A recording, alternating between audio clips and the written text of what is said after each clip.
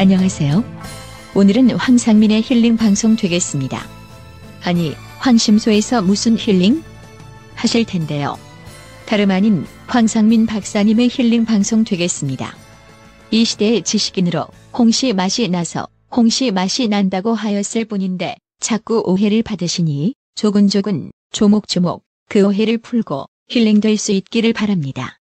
왜냐하면 홍시 맛이 나면 홍시 맛이 난다고 말할 수 있는 사회를 황심소는 바라기 때문이지요.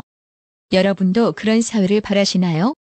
여러분 마음속 안개를 걷어내고 본질을 볼 수 있게 하는 방송, 그래서 사회를 바라보는 능력도, 정치인들을 보는 능력도 레벨업하여 대한민국도 개개인의 삶도 레벨업 할 수 있게 하는 방송, 황심소, 오늘도 시작합니다.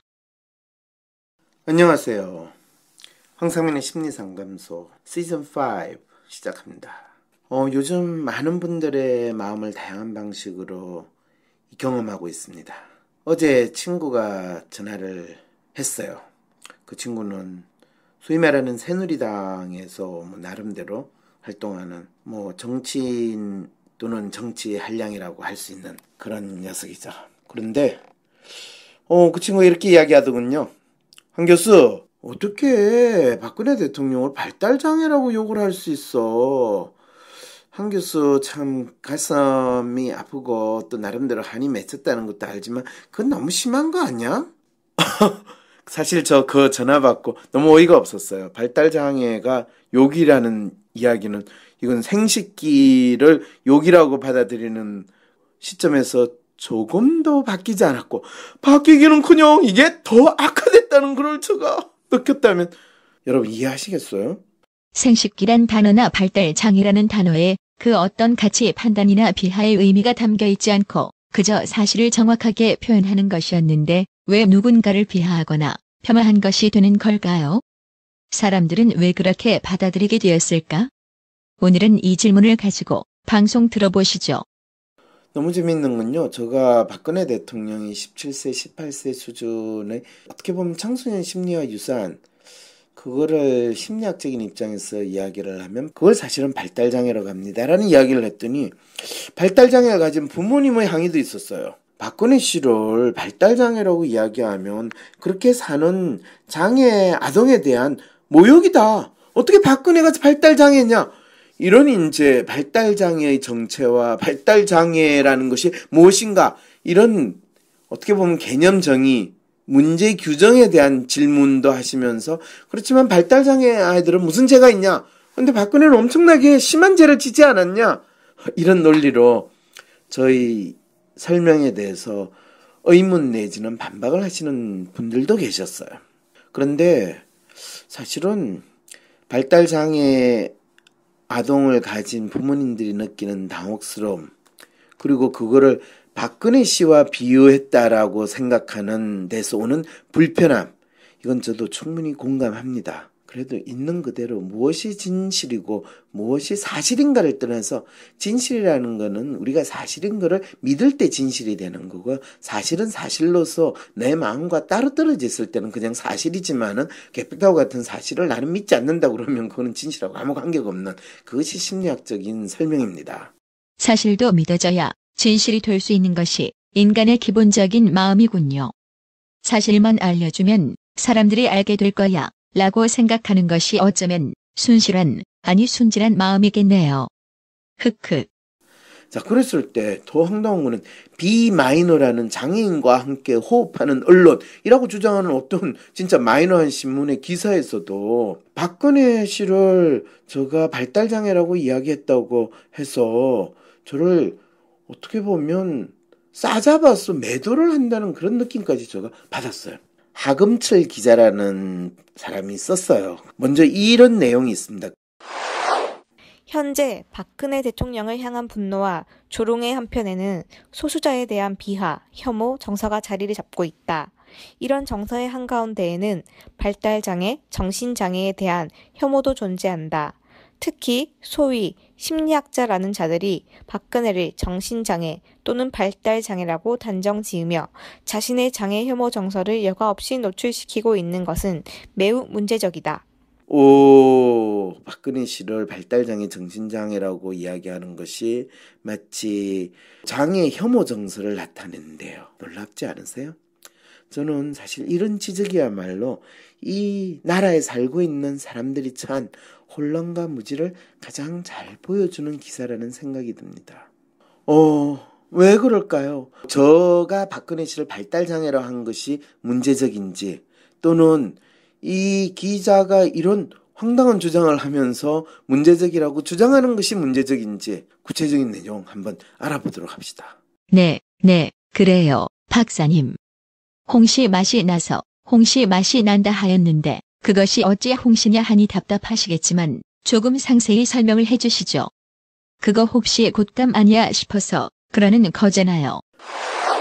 김태형 심리연구소 함께 소장은 프레시안 인터뷰에서 어머니, 아버지의 비극적 죽음을 목도한 박근혜가 극도의 불안과 의존 심리를 갖게 되었고 최순실 일가와 보수 세력이 그 점을 이용해 정신박약자 박근혜를 포로로 삼아 농락했다는 식의 주장을 폈다.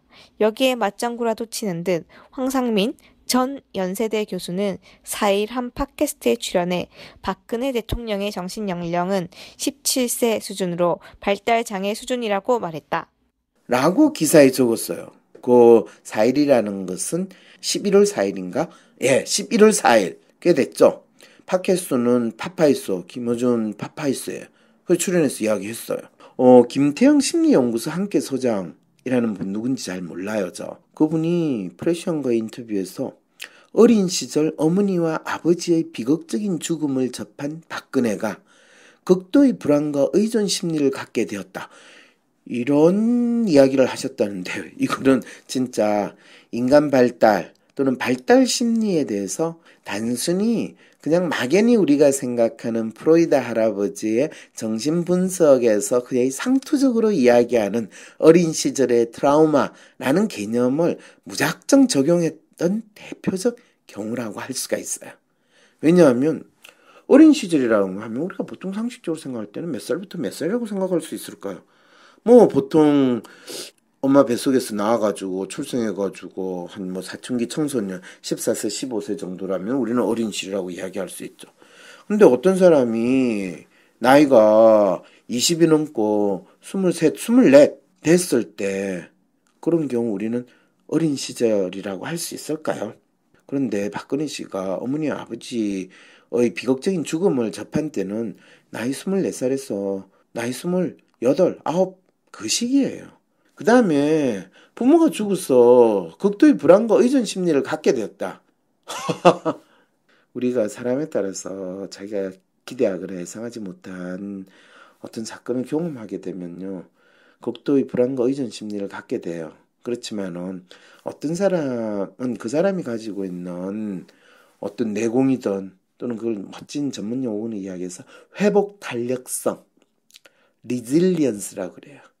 그거는 한 개인의 성격이나 마음이 어떤 환경 조건에서 어떤 모습을 드러내고 있느냐, 이 부분인데, 실제로 그 사람이 또 그거를 사실은 본 네이처, 천성적으로 가졌다라고 이야기할 것이냐, 아니면 자기가 지금 처해 있는 환경을 자기 나름대로 해석하고 받아들이는 방식에서의 차이라고 이야기할 거냐, 그거는 사람들마다 또 다르기 때문에 상관이 없지만, 거기에서 어떤 사람이 자기가 경험하는 환경 또는 자신의 경험에서 극도의 불안과 의존 심리를 갖게 되는 것은 그 사람의 특성에 따라서 거의 미리 정해져 있다시피 각각 다르게 나타납니다. 그렇기 때문에 그냥 어린 시절에 어머니와 아버지의 비극적인 죽음을 접했다고 해서 누구나 극도의 불안과 의존 심리를 갖게 되지는 않아요. 만일 100번 양보해가지고 어떤 사람이 극도의 불안과 의존 심리를 갖게 되었다 라고 한다면 그 사람이 기본적으로 가지고 있는 성격, 보통 WPI를 통해 가지고 파악이 되는 그 성격 유형의 분류에 따르면 상당히 로맨티스트적인 그런 성향이 강하고, 그것이 상당히 예민하게 작동을 해서 본인이 경험하는 것을 받아들이는 데 있어서 상당히 힘들고, 또 때때로는 그것이 연약한 유리병처럼 깨지기도 한다라는 이야기는 할 수 있어요. 그런데 그게 이유가 돼가지고 최순실 일가와 보수 세력에 농락당했다.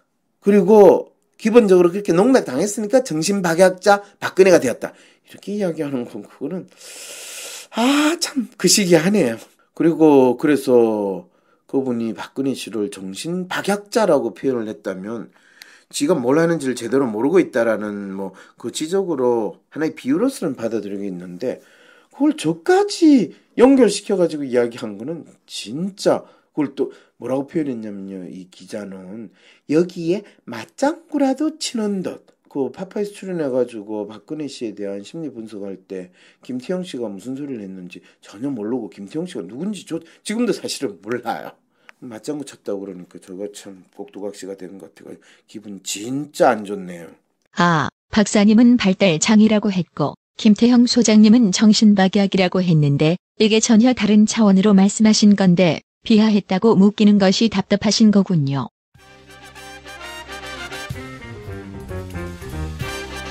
황상민의 심리상담소 송년의 밤. 나도 모르는 내 마음을 쪽집게처럼 꿰뚫어보는 심리학계의 셜록 홈즈.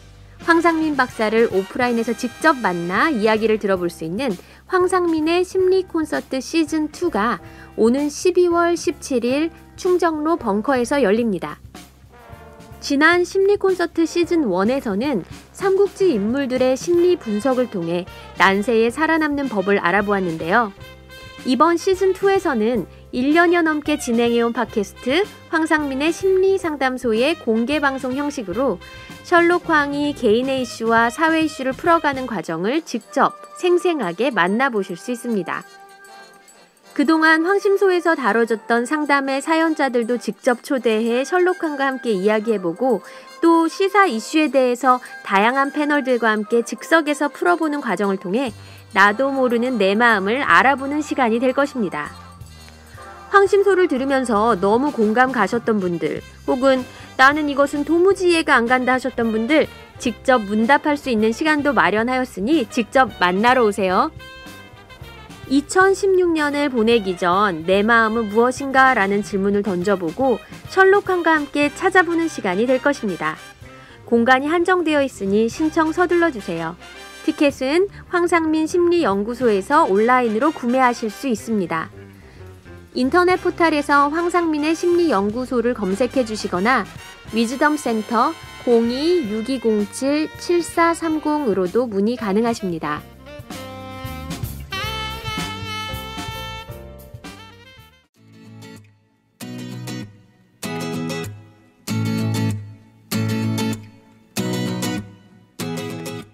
WPI를 통해 나 자신뿐 아니라 자녀의 성격도 파악할 수 있다는 것 잘 알고 계시죠?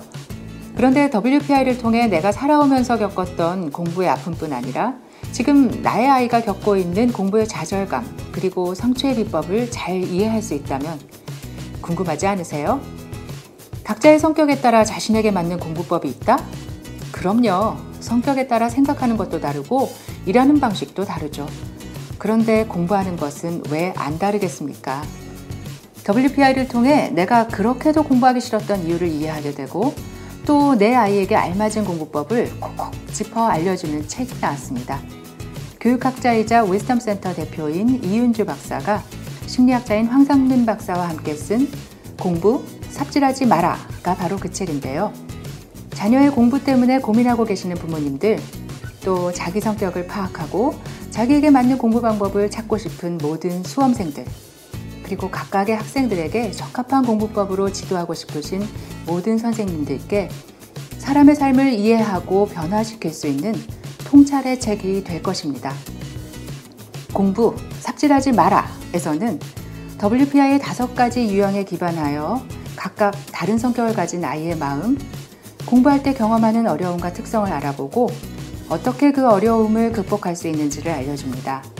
특히 부모와 자녀들이 공부라는 문제를 두고 갈등하면서 해결책을 찾아가는 상황이 실제 상담 형식으로 구성되어 있기 때문에 편하게 읽을 수 있으면서도 오래도록 유용한 책이 될 것입니다. 공부, 삽질하지 마라는 2016년 11월 21일 월요일부터 교보문고 그리고 온라인 서점에서 만나보실 수 있습니다.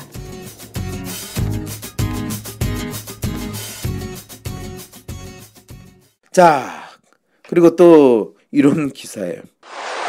박근혜는 대한민국의 최고 권력자다. 그 권력은 국민이 선거를 통해 그에 위임한 것이다. 그런데 박근혜는 이 권력을 자신과 친분이 있는 사인에게 마음대로 위탁했고 그와 자신의 사적 이익을 위해 권력을 초법적으로 행사했다. 그것은 명백하고 중대한 범법 행위다. 그런 일을 저지른 박근혜는 노회찬 정의당 의원의 말대로 죄의식 없는 확신범이다. 그런데 김태영, 황상민 같은 자들은 갑자기 이 사태의 원인을 박근혜의 정신적 미성숙함에서 찾으려 한다. 저는 진짜 이분의 기사를 쓴 톤과 이분의 내용이 너무 놀랍기만 합니다. 리얼리스트의 어떻게 이렇게 전형적인 글쓰기의 모습을 보여줄까라는 생각도 듭니다. 그러면서 이런 기사가 또 계속됩니다. 대체 어떤 발달 장애인이 박근혜처럼 권력을 사적으로 휘둘러 국정을 농단하고 국가 기밀을 사인에게 유출하고 사인의 이익을 위해 복종하지 않는다고 공무원을 겁박한 적이 있었던가? 지금까지 그런 사례를 들어본 적이 없고 아마 전 세계를 뒤져도 그런 사례는 나오지 않을 것이다. 학자의 훈련을 받고 학자가 또 자기 논리와 자료 수집에 또 뭘 해가지고 또 분석을 하고 또 그것을 나름대로 평가를 하는 과정을 거친 그 과정에서 생겨나는 이론이라는 걸 만들어내는 그런 활동을 하는 거하고는 차이가 있거든요. 이거를 거창하게 과학적 논리 정립과 반박 그리고 재정립이라는 검증 과정을 거쳤다 이렇게 주장을 하면 진짜 아는 척하네 이런 식으로 해서 반맛이 될 테니까요. 좀 그렇긴 하지만 심리학은 과학을 지향하고 또 과학적인 그 프레임에서 연구가 진행된다고 했을 때 그냥 책 몇 권 읽고 그냥 무조건 갖다 붙인다고 심리학 연구가 되는 거 아니거든요. 그건 좀 알아주세요. 그런데 이 기사를 쓴 기자는 그런 거 심리학 전혀 모르시는 분과는 분명한 것 같아요. 그리고 본인이 아는 것을 마치 전체 다 알고 있다고 주장하시는 아주 전형적인 특성도 그대로 드러내고 있어요. 왜 그러냐? 전 세계에서 이런 사례는 일어나지 않는다. 나오지 않을 것이다. 이렇게 주장했는데요. 아니에요. 이런 사례는요. 왕조 체제의 국가, 또 어떤 절대자의 독재자, 이런 이 정치 체제에서 사는 사람들 또는 사회, 국가에서는요. 잘 일어나요. 멀리 찾을 거 없이요. 이 대한민국, 전신이라고 할 수 있는 조선 왕조에서도요. 이런 일은 아주 빈번하게 일어났어요. 되게 멍청한 왕일 때는 다 그렇게 했고요. 똑똑한 왕이라고 하지만 이 본인이 정통성이나 진실성 없이 권력을 잡은 왕은요. 다 이런 비슷한 짓을 해요. 그럴 때 그럼 그 왕이 발달장애란 말이냐. 그 질문에서 이제 발달장애가 무엇인가에 대한 이야기부터 또다시 해야 되겠네요. 네. 그쵸. 지금 오해하시는 분들이 발달 장애의 의미를 잘못 이해하고 있는 것 같아요. 그 부분을 이야기해 주시면 오해를 이해로 바꿀 수 있을 것 같네요. 왜 그러냐면 이 대한민국은요. 발달 장애를 법으로 정했기 때문에 발달 장애는 이런 것이다 라고 주장하는 나라기 때문에 그래요. 제가 똑똑히 기억하거든요. 10몇 년 전에 어떤 국립병원에 있는 의사가 이 심리학자 몇 명 모아놓고 왜 너희들은 발달장애를 법으로 만들지 않느냐. 발달장애를 법으로 규정을 하기만 하면 너희들도 훨씬 더 도움이 되지 않겠냐. 라는 식의 이야기를 하면서 발달장애 법을 제정하자고 나섰을 때 제가 거기 모임에서 참가도 했고 또 그 사람 이야기를 들으면서 의사분들 참 대단하다. 조금이라도 본인의 영역을 넓히고 본인들이 영향력을 행사할 수 있으면 본인들이 그걸 제대로 아느냐 모르느냐 관계없이 또 이 나라에서 발달장애에 대한 연구가 어떻게 됐냐 관계없이 그럴듯한 용어는 진짜 다 갖다 붙여가지고 사용하려고 하는구나. 진짜 대단하신 분들이다. 저런 어떻게 보면 본인들의 욕망을 충족시키려고 저렇게 치열하게 사는 저런 모습은 심리학자들이나 심리학 공부하는 사람 진짜 배워야 돼. 이런 생각까지 했었거든요. 그러면요. 이 발달장애에 대해서 제가 조금 설명을 드릴게요. 왜냐하면 이 기자가 기사에서 뭐라고 표현했냐면 그럼에도 박근혜는 발달장애라고 말하는 것은 발달장애인은 잠재적 범죄 집단이라 말하는 것에 다름 아니다. 이 기자는 학교 다닐 때 운동권 활동을 좀 하지 않았나 이런 생각도 드네요. 왜냐하면 거의 기사 쓴 게 운동권 담화문에서 상투적으로 나오는 표현이 그대로 반영이 됐거든요. 일단 기사 내용을 조금 더 한번 읽어볼게요. 황상민은 일반적인 사회생활을 했던 사람과 비교하면 박 대통령의 실제 정신연령은 17, 18세 정도라며 더 이상 발달하지 않은 상태로 보인다라고 했다. 연령 기준까지 적시하니 무슨 심리학적 근거라도 있는 것 같지만 이는 자신의 무지함을 폭로하는 것에 불과하다. 발달장애 분리에는 지적장애와 자폐성 장애가 포함되는데 대부분이 지적장애다. 보건복지부 2014년 장애인 실태조사에 따르면 지적장애인 수는 약 17만 명, 자폐성 장애인 수는 약 1만 명이다. 지독히 의학적 기준에 따르는 정부의 장애 판정 기준으로 봐도 지적장애인은 1급은 정신연령 2에서 3세 수준, 2급은 3에서 7세 수준, 3급은 8에서 12세 수준으로 본다. 고명균, 발달장애인의 특성과 이해, 국가인권위원회 웹진 2015년 9월 이런 보수적인 기준으로만 봐도 정신연령 17세를 발달장애라고 보는 것은 대단한 무리수다. 상식적으로 생각해봐도 17세면 준성인이다. 그러니 이건 장애 혐오일 뿐 아니라 청소년에 대한 모독이다. 와, 저 이 기사 읽고요. 거의 뒤로 넘어지는 줄 알았어요. 사실은 뭐 이분이 인용한 보건복지부 이 장애인 실태조사나 또는 국가인권위원회에서 했다는 고명균 씨, 이분은 뭐 하시는 분인지 사실은 제가 좀 더 찾아봤어야 되는데 찾지를 못했거든요. 발달장애인의 특성과 이해. 그런데 제가 장담하건대 이분이 심리학자는 아닐 거라고 생각을 해요. 왜냐하면 발달장애인의 특성과 이해가 심리학적인 교육과 훈련 또는 지식이 조금이라도 있다면 이 정신박야가 또는 우리가 정박아라고 표현하는 지적장애인에 대한 분류 기준을 발달장애인이라고 이렇게 무작정 연결시켰을 그런 황당한 짓을 했을 것 같지는 않거든요. 그런데 혹시 여러분들이 찾아보세요. 그분이 의사인지 심리학 훈련이나 교육을 제대로 받은 분인지. 네, 검색해보았습니다. 사회복지학을 전공하고 한국지적장애인복지협회 사무처장으로 일하고 있다고 나오네요.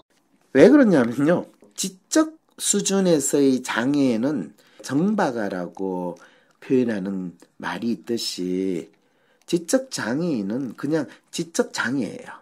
정신박야가라고 우리가 표현하는 정박아인데 사실은 국내에서 발달장애 분류나 또는 발달장애 법을 만들면서요. 뭐 그것이 의사들의 농간인지 아니면 보건복지부에서 그렇게 편의적으로 했는지 아니면 발달장애인 법을 만드는 분들이 그거를 정박아 분류에 해당하는데 그걸로 가지고는 충분하게 지원이나 그걸 받기 힘들기 때문에 따로 발달장애라는 용어를 사용하고 싶어 했는지 그 이유는 제가 잘 모르겠어요. 그렇지만은 지적장애 1급, 2급, 3급, 4급으로 나누는 거는 전통적으로 장애에서 정박아 분류 기준이에요. 그리고 발달장애의 에센스는요, 지적장애인이 아니고요. 그냥 자폐성 장애인이에요. 그리고 자폐성 장애인도요, 그걸 보통 영어로 이야기하면 오티즘 신드롬이라고 이야기하는데, 그거를 원래 미국에서 자폐성 장애인이나 또는 오티즘이라고 이야기하는 것이 이제 자폐성 장애인을 이야기해요. 그런데 실제로는 그걸 장애라고 표현하지 않고요. 오티즘 스펙트럼이라는 표현을 쓰면서 이 자폐 성향을 보이는 사람들을 아주 지칭하는 일반적인 용어예요. 그리고 그것이 왜 발달 장애라고 이야기하냐면 그것은 지적 능력의 문제라기보다는 심리사회적인 인간관계나 사회적인 적응에 있어서 상당히 어려움이 있다라는 그 부분을 지적하고 강조하기 위해서 자폐성 스펙트럼이라는 오티스틱 스펙트럼 디소더 뭐 이런 식의 장애인 것처럼 표현을 하는 것이 정확하게 이 현상을 아는 거예요. 이 자폐성 장애인 같은 경우에는 본인이 뭐 중고등학교를 졸업할 뿐만 아니라 대학까지도 졸업을 해요. 그리고 대학을 졸업하고 심지어 대학원까지도 가요. 물론 이제 논문을 쓰거나 대한민국의 대학원 과정을 제대로 견뎌내지 못하고 논문도 못 쓰고 몇 년을 지나고 끝내는 그런 친구들도 많아요. 심지어는 대학을 졸업하고도 본인이 별로 뭐 그렇게 조직에 취직할 싶은 생각도 없고 조직에서도 결코 받아주지 않는, 심지어는 조직에 들어가면 거의 또라이 아니냐는 소리를 듣고 지내는 사람들, 그런 사람 친구들이 다 이 자폐 성향의 스펙트럼에 속하는 장애인이에요. 그런데 우리나라에서는 발달 장애를 판정하거나 또는 발달 장애를 이야기하는 데 있어 이런 심리 사회적 판정 기준은 거의 적용이 안 되고요. 또 그 사람들은 사실은 숫자가 적다라는 막연한 이유로 이 지적 장애인 수는 17만 명인데 자폐성 장애인 수는 약 1만 명, 이런 식으로 실태 조사를 하는 이런 엉터리 실태 조사의 결과로 인해 가지고 발달 장애 이꼴 지적 장애인 이렇게 규정하고 끝내버리는 상황에 우리나라가 있다는 거예요. 그리고 그 법을, 발달장애법을 만든 거는 의사들에 의해서 주도가 되고 또 의사들의 필요에 의해서, 저는 의사들의 이익에 의해 지적장애인들을 위한다는 미명으로 만드는 법이라고 생각을 해요. 이렇게 생각하고 이야기를 한다면 제가 너무 부정적으로 언급하는 것일까요? 그렇지만은 이 아무리 법으로 발달장애 이꼴 지적장애 아동, 소위 정박아라고 하는 아동이라고 우리 사회에서 정했다 하더라도 뭐 저는 이 분야에서 일하는 전문가 입장에서 그 법이 잘못되라고 그 법의 기준으로 가지고 발달장애가 이렇다라고 주장하는 거는 더 웃기는 일이라는 그 지적은 좀 할 수 있잖아요. 아, 우리나라에서 지적장애가 발달장애의 범주로 법적으로 정해지면서 이에 대한 오해들이 생긴 것이군요. 자, 이제 오해를 이해로 바꿔주세요. 뿅. 그리고 발달장애가 뭔지를 제대로 아는 사람이라면 박근혜 씨를 발달장애라고 이야기하는 거는 전혀 이상하지 않아요. 왜 그러냐면요. 발달장애라는 것은 문제는 신체적인 의학적인 이슈가 아니에요. 그리고 발달이라는 것은 유아기에서 아동기까지 그치는 일부의 인간의 삶의 이 시기를 지칭하는 것도 아니에요. 그걸 이제 심리학에서는 뭐라고 그러냐면 평생 발달이라는 개념을 이야기해가지고, 보통 우리가 엄마 뱃속에서 나와서 자랄 때는 신체적 성장이 쫙 일어날 때는 청소년기까지 일어나지만은 성인기에 들어가서는 신체적 성장이 일어나는 건 눈에 잘 보이지 않고 약간의 노화 과정처럼 보이는 것이 신체적 성장이라고 할 수 있기 때문에 사람들은 그 사이에서 일어나는 놀라운 지적인 성장은요, 사실 뭐 평생을 거쳐서 일치나지만은 뚜렷하게 보이는 거는 청소년기를 지나서 20대 중반까지 뭐 사람들이 뚜렷하게 봐요. 그렇지만 더 재밌는 건 눈에 잘 보이지 않지만은요, 가장 뚜렷하게 나타나는 또 다른 발달적 변화는요, 사회적인 능력, 또 인간관계에서의 능력, 이런 것은 청소년 이후부터 아주 뚜렷하게 나타나면서 사람 눈에는 잘 안 보여요. 그렇지만은 그렇기 때문에 어쩌면 의사들은 보지 못하지만 심리학자들한테는 가장 중요한 것이 지적인 능력도 있겠지만은 더 중요한 정신 사회 행동에서 일어나는, 또는 인간관계에서나 일어나는 그런 그 사람의 특성의 문제거든요. 그걸 보통 우리는 성격이라고 이야기하고 사회성이라고 표현하는데, 사실 평생 발달의 측면에서 인간을 이해한다는 것은요, 단순히 그 사람의 신체적인 문제를 이해하는 것이 아니고요, 신체와 정신 사회 행동의 불균형에서 발생하는 문제를 이해해야 돼요. 그리고 그것이 자폐성 행동으로 나타나고요, 특히 사회관계에서 이 자폐성 행동의 장애의 문제는요, 사람이 나이가 더 들어가면 갈수록 더 큰 그 사람의 삶에서 어려움을 야기를 해요. 그런데 발달을 겨우 12세 수준으로 그냥 정의를 하고 말았다면 12세 이후에 또는 사춘기를 지나서 17, 18세기 이후에 또는 20세 이후의 성인기 또는 30세, 40세, 뭐 40대 중반, 중년기, 노년기 이까지 이어나는 인간의 심리 발달에 대한 이야기는, 또는 그 심리 발달에 장애가 일어나는 거에 대해서는 누가 이야기를 할 수 있을까요? 대부분의 발달 심리를 공부했고 연구했다는 사람들도요, 대개 아동기, 청소년기 이상 이 발달에 대한 이해가 떨어지거든요. 그러다 보니까 뭐 의사분들하고 또 그분들하고 잘 통하는 공무원분들이 발달 장애법을 만들었을 거라고 저는 생각을 해요. 맞아요. 그래서 심리나 사고 등도 어린아이나 청소년기까지만 발달하면 다 발달한 거라고 쉽게 생각했어요. 인간의 심리나 사회적인 것은 노년기까지 이어지는 것인데 말이지요. 그렇지만 더 중요한 건요, 인간의 삶을 이해하는 데 있어서 부모의 품을 벗어나서 사회적인 행동이 드러나는 그런 경우에 이것을 보통 자폐성 행동장애, 사회관계장애라고 이야기하는데, 이걸 겪는 발달장애의 사람들의 고통이나 그 사람들이 겪는 문제는 진짜 심각하거든요. 우리 박근혜 씨, 우리 대통령으로 발달장애를 겪는 사람이 대통령의 역할을 하게 되다 보니까 결국에 재밌게도 지금 꼭두각시 노릇을 하고 최순실의 농간에 넘어갔다는 거, 그거 이제 이해가 되세요? 제가 대학에서 잘린 다음에 이게 왜 어떻게 이런 일이 벌어졌을까라고 했을 때 제가 가장 많이 사용했던 단어가 사회인지 불능증이라는 단어예요. 그게 뭐 전문적인 용어로 있습니까? 라고 하면, 뭐 전문가가 사용하면 전문적인 용어죠. 제가 거의 10년 전에 한국인의 심리 코드라는 책을 썼을 때 그때 그 용어를 사용을 했어요.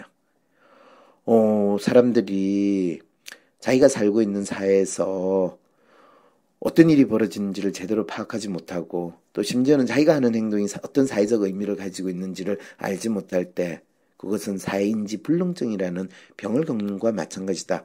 당연히 심리적인 병이죠. 이것을 더 구체적으로 이야기하면 사회인지라고 이야기하고 또 대인관계 뭐 이런 영역이라고 했는데, 그걸 발달장애를 앓고 있는 거죠. 그래서 자폐성 사회성 장애는 아주 일부분의 사람들이 보이고 있는 게 아니라요, 대한민국의 많은 분들이 겪고 있는 심리적인 질병과 같은 문제예요. 근데 심리학자들이 그걸 치료를 해줘야 되는데 그걸 치료하기는 참 힘들어. 왜냐면 그 병을 겪고 있는 분들이 결코 그 병이 스스로 치료해야 되는 병이라고 생각조차 안 하거든요.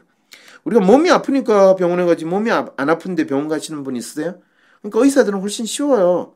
본인의 문제를 신체가 인식할 수 있도록 신체가 아프니까요. 통증이라는 걸 통해서. 그런데 심리적인 질병은요, 본인이 그 문제를 잘 받아들이지도 않고요, 인정도 안 해요. 그러니까 치료를 한다는 건 쉽게 일어나지 않는다는 거죠. 발달장애라는 것이 청소년기에 끝나는 게 아니고요, 이 성인기에도, 심지어는 노년기에도 아주 뚜렷하게 일어나는 이유는 뭐냐 하면요, 대부분의 사람들이 그 사람이 가지는 어떤 연령대에 따라서 그 사람에게 적합한 또는 그 사람이 용당해야 되는 사회적인 역할이라든지 또 그 사람이 가지고 있는 지적 사회적 행동, 이런 것들이 있을 거라고 기대하잖아요. 그것이 서로 불일치하거나 또는 상당히 잘 드러나지 않거나 또는 왜곡된 형태로 드러날 때 그건 발달장애라고 이야기할 수 있어요. 우리 사회에서 어버이 연합이나 무슨 부모 모임 운운하면서 이 적극적으로 사회적 이슈를 제기하고 참여하시는 분들 있죠. 이분들은요, 사실은 겉으로는 멋있게 보이지만은 사실 속을 알고 보면 특정한 어떤 인물에 대해서 거의 맹목적인 광신도적인 행동을 보이기도 하고, 또 때때로는 하루에 2만 원 일당 받기 위해서 나는 무슨 짓이든 다 하고 무슨 소리든 다 할 수 있다, 이런 식의 모습을 보이시는 분들이 사실은 전형적인 발달장애를 겪고 계시는 분이에요. 이거는요, 인성의 문제가 아니에요. 지적장애의 문제는 더욱더 아니에요. 전형적인 발달장애의 정세예요. 발달장애의 문제를 가진 사람이 대통령도 되고 어버이 연합도 되고 다채로운 모습을 보이는군요. 그냥 박근혜가 너무 싫은데 발달장애라고 하니까 발달장애라는 법적인 용어로 정의되는 장애를 가진 사람들의 인성을 무시하는 거라고 받아들이게 되었네요. 우리 사회는 참 소통 그러는데 단어 하나도 제대로 공유되지 못하고 있는 사회네요. 박근혜가 너무 싫어서 인성이나 지적인 문제로 취급하고 싶은 마음에 발달장애를 그렇게 이해했나 봐요. 이것을 지독히 의학적인 기준으로 결코 이해할 수 없어요.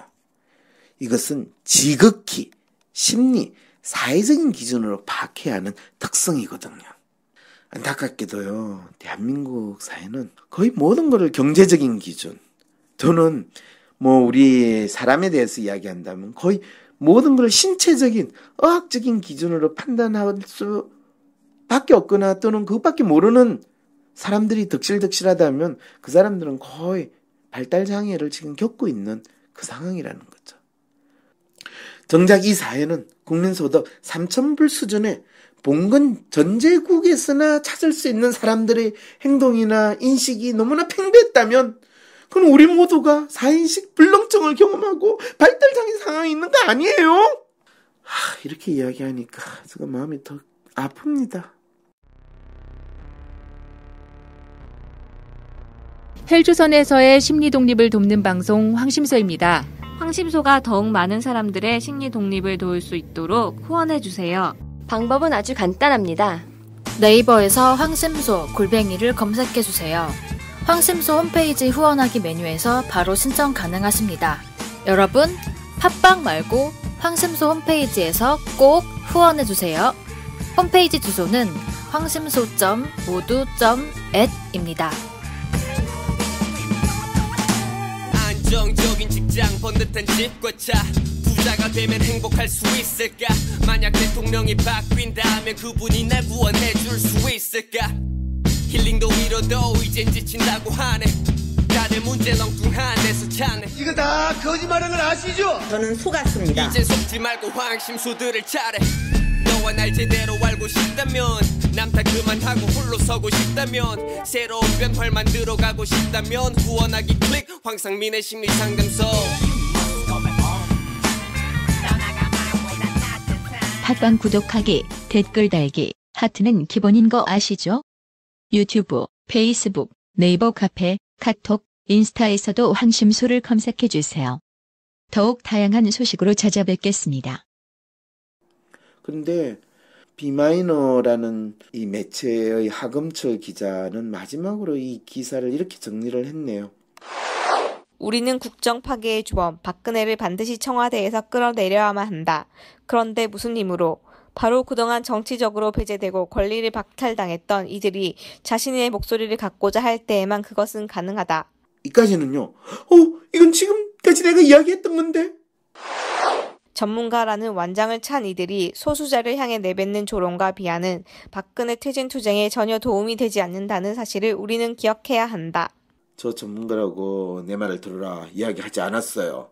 저는 우리가 알고 있는 게 뭐고 우리가 막연히 통념처럼 믿고 있는 거, 또 미신을 진리라고 믿고 있는 거, 그게 뭔가요? 우리 이야기합시다 라고 이야기한 사람이에요. 박근혜 퇴진 투쟁에 도움이 되는 게 뭐가 도움이 되고 뭐가 도움이 되지 않는다고 저는 이야기 못하겠어요. 그렇지만은 박근혜는 사퇴해야 된다는 그 결론에서 공감하신다는 부분에서는 저는 약간의 희망을 느끼고요. 그리고 사퇴하고 나서 또는 사퇴한 이후에 어떻게 해야 될 건가, 그까지도 좀 생각을 하신다면 조금 더 공부 좀 해서 우리가 이 이슈를 이야기하는 것이 더 우리가 진짜 문제를 해결해 갈 수 있는 능력을 키우는 거 아닐까요?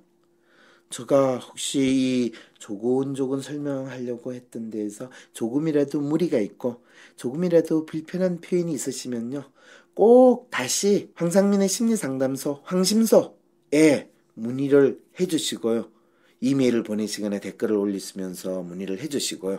꼭 대구사 모임에 적극적으로 와서 또 이야기를 해주세요. 그리고 우리 또 이야기를 나눠봐요.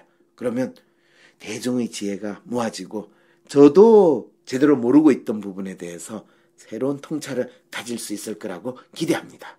그리고요, 꼭 대구사 이 모임이 만들어지고 지속될 수 있도록 진짜 후원해주세요. 황심소를 후원해주는 것이 꼭대구사가 이루어지고 지속적으로 나갈 수 있는 길이랍니다. 제가 이걸 시작을 하면서요, 이거는 진짜 꼭 이루어져서 단순히 박근혜 퇴진이 아니라 그 위에 우리에게 제대로 우리를 더 이상 속이지 않는 지도자가 어떤 사람이고 그 지도자를 제대로 우리가 푸시하고 또 관리 감독까지 할 수 있는 그 상황까지 만들어야 된다는 간절함이 있기 때문에 이런 말씀 드리는 거예요. 여러분, 발달장애가 어떤 거고, 또 현재 박근혜 씨가 발달장애를 겪고 있다라는 말, 그것이 무리하게 누구를 비난하거나 비방하는 것이 전혀 아니라는 말, 이해하셨어요? 그리고 대한민국에서 발달장애법이라고 만들어진 것이 실제로 발달장애에 대한 이야기가 아니라 정박아, 정신박약아, 지체장애라고 하는 아이들을 위한 아주 제한된 법이라는 것도 이제 이해되셨죠? 이런 비극적인 일 또는 모순된 일이 일어나는 것도 대한민국입니다. 이것이 헬조선의 정체라고 할 수가 있죠. 네, 여러분, 오늘 제가 발달장애라는 것을 가지고 여러분하고 이야기한 거는 뭐 강의라고 받아들일 수도 좋고요. 강의는 아니지만은 황상민의 심리상담소가 왜 꼭대구사 운동까지 이어지는지 그거를 또 다른 측면에서 여러분들하고 생각을 공유한 시간이라고 봐주시기 바랍니다. 네, 감사합니다. 또 뵙겠습니다. 안녕히 계세요. 꼭대구사 안내방송 드립니다. 매일 아침 새로운 뉴스에 올라오는 일들을 전혀 이해할 수 없나요? 누군가라도 말이 통하는 사람과 지금 이 나라의 상황에 대해서 이야기하고 싶으신가요? 꼭대구사는 꼭두각시로부터 대한민국을 구하려는 사람들입니다. 여러분의 답답한 마음과 현재 상황에 대한 날카로운 의문을 꼭대구사 모임에서 공유해주세요. 지난 1회차 서울 19일 모임에 이어 금주는 대전과 서울에서 모임이 있습니다. 2회차 대전은 25일 금요일 저녁 7시 투썸플레이스 대전은행점에서, 3회차 서울은 27일 일요일 오후 3시 홍대 미디어 카페 후에서 이루어집니다. 참여하고자 하는 회차에 미리 참가 신청을 해주세요. 참가를 원하시는 분은 회차, 참가 지역, 이름, 참석 인원을 문자로 보내주세요. 예를 들면 2회차 대전, 홍길동 2명 이렇게 표현해주시면 된답니다. 전화번호는 010-5720-9430, 010-5720-9430입니다.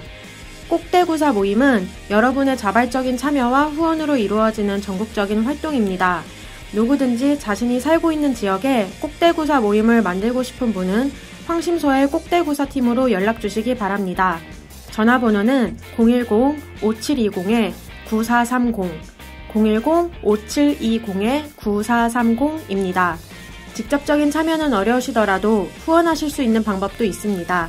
후원은 황심소 홈페이지 후원 링크를 통해 간단하게 진행하실 수 있습니다. 네이버에서 황심소 골뱅이를 검색한 후 홈페이지의 메인에서 후원하기를 클릭해주세요.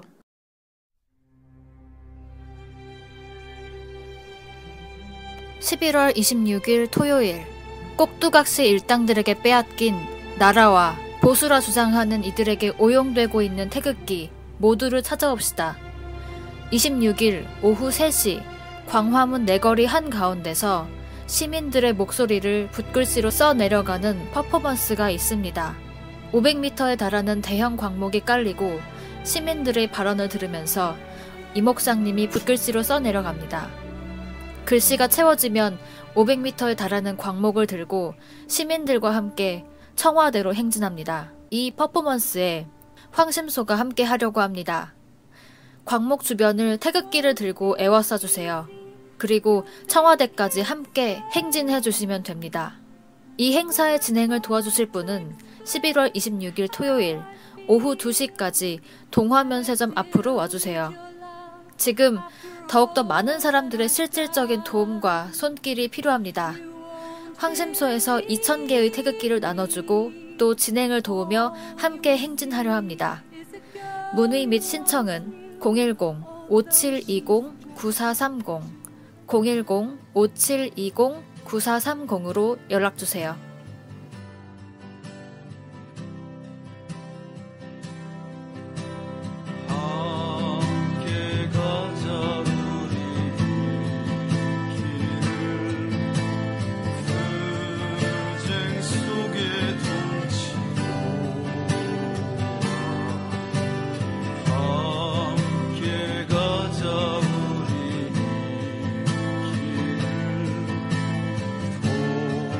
지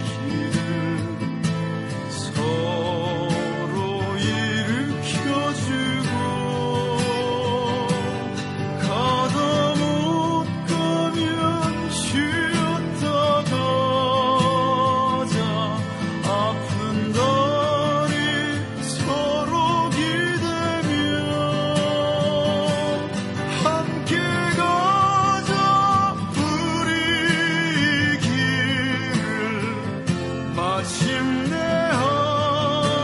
하나됨을 위하여